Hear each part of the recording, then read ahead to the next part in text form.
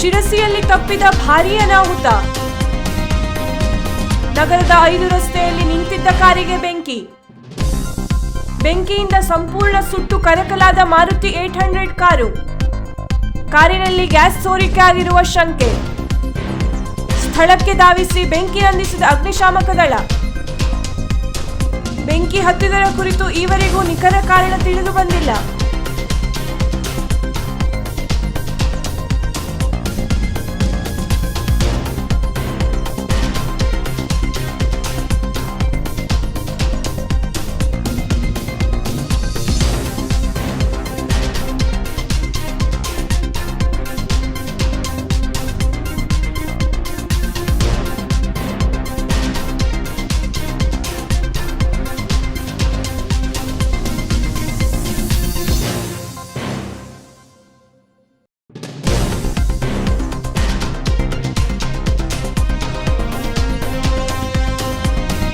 ವೀಕ್ಷಕ ಮಹಾಪ್ರಭುಗಳೇ, ನಮ್ಮ ಚಾನಲ್ ಅನ್ನು ಸಬ್ಸ್ಕ್ರೈಬ್ ಮಾಡಿ, ಶೇರ್ ಮಾಡಿ, ಪ್ರೋತ್ಸಾಹಿಸಿ.